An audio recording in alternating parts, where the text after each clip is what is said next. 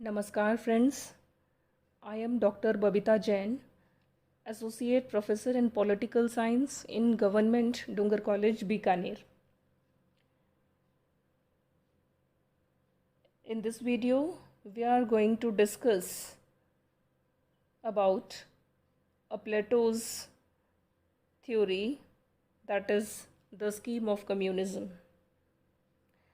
Plato is a Greek political thinker, and we study about his ideas in the syllabus of Maharaja Ganga Singh University, Bikaner, in BA Part 1, Paper First, Unit First, and in MA Previous Political Science, Paper First, Unit First. As we all know, that Plato was the first political thinker and first political philosopher who systematically addressed the problems of politics and presented his philosophical solution as their remedies. In attempting to present the solutions of the great problem of injustice, Plato presented a scheme that was the foundation of his ideal state. In his classic work, Republic, he tries to analyze how justice can be implemented or can be a foundation of the ideal state. He first gives definition of his term justice, and then he tries to implement it in his ideal state. In his ideal state, according to the plan of justice, he classifies the population into three categories. That is, the philosopher king, the soldiers, and the producing class, or the population at large. The first two, that is philosopher king and soldiers, they make combined the guardian class or the ruling class. And the third one is the economic class or producers class. Plato sees the problem of justice deeply rooted in the behavior of ruling class.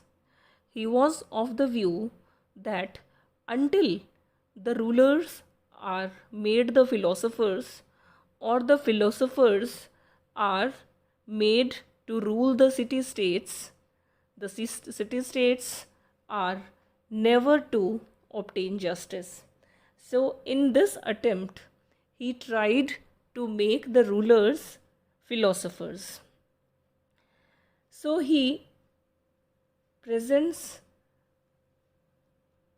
a significant and fantastic plan to educate the rulers and to specifically give a plan of communism for them as their livelihood and their life. So the plan of education is basically to change the philosophers' ideas from inside, to develop them according to their natural instincts in a very positive manner. So education was a long and lasting process in case of philosophers. And to assist this education, Plato suggested the scheme of communism for the ruling class, that is, philosopher kings and soldiers. So, these guardians or ruling class are very few in proportion of the whole economic class, and this communism and the scheme of education applies only this a few class of minority ruling class. So basically, when we come to communism, communism is remedy for the elimination of material temptations. It means that if education has the power to keep the soul into the right environment or make it developed according to the given education, communism is the second effective agency whereby those material temptations are removed, and thus the evil is permanently removed by educating the ruling class and then bringing them into the system of communism. So, Plato gives his plan of communism into two varieties. They are seemingly different, but intrinsically they are united to each other. The one scheme is communism of property and the other scheme is communism of family. Now we come to communism of property. So, communism of property, let us just have a look on the characteristics of this communism of property. In this system, private property is totally prohibited for the guardian class, and they are devoid or they are made not to use or not to make material gains for them. Here, private property means including house, land, precious jewels, money, and every material thing that is included in private property, and this is completely restricted for the use of guardians. So, what does it mean? If private property is restricted for guardians, then how will the guardians will meet out their physical and economic needs? For this purpose, Plato makes arrangements for their livelihood. He describes in his Republic that these guardians, in absence of their personal property, will reside in camps, barracks, and tents. These camps or these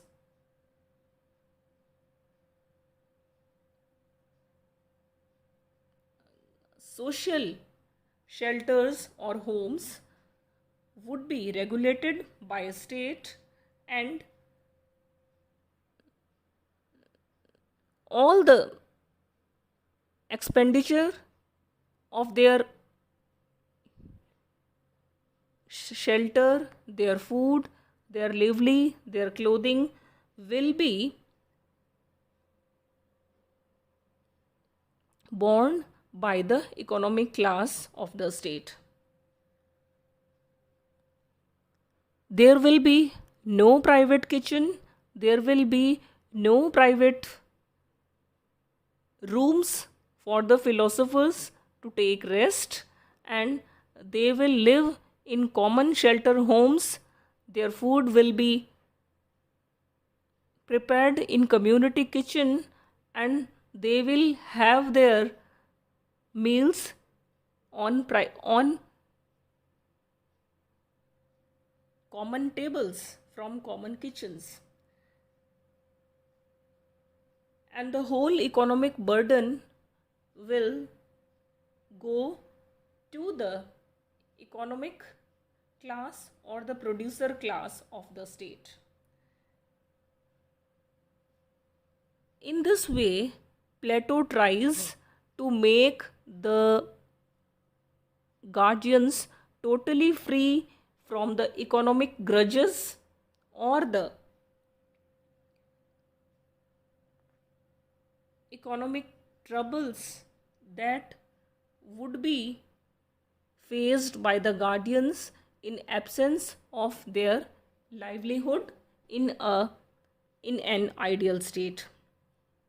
So now what happens if the economic security and safety of their livelihood is done by the state?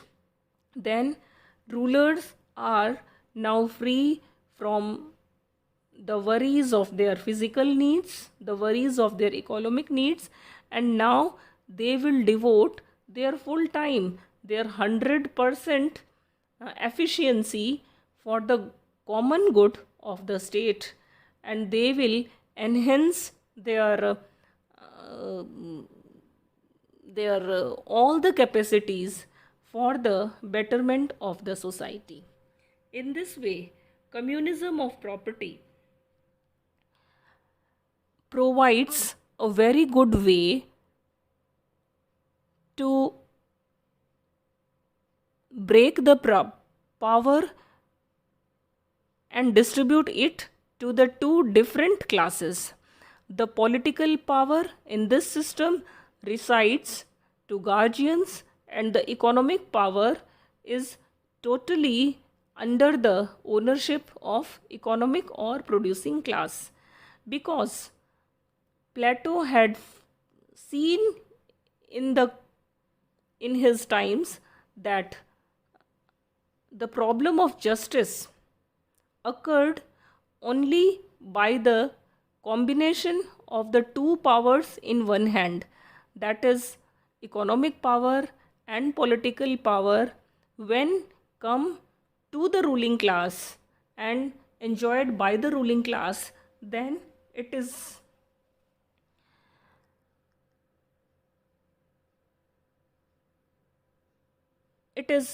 quite possible that the corruption will occur and it will take pace from generation to generation.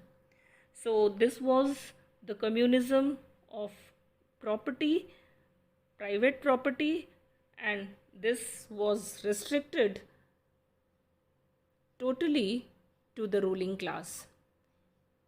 So in next video, we will have a look on the second type of communism, that is communism of family. Thank you.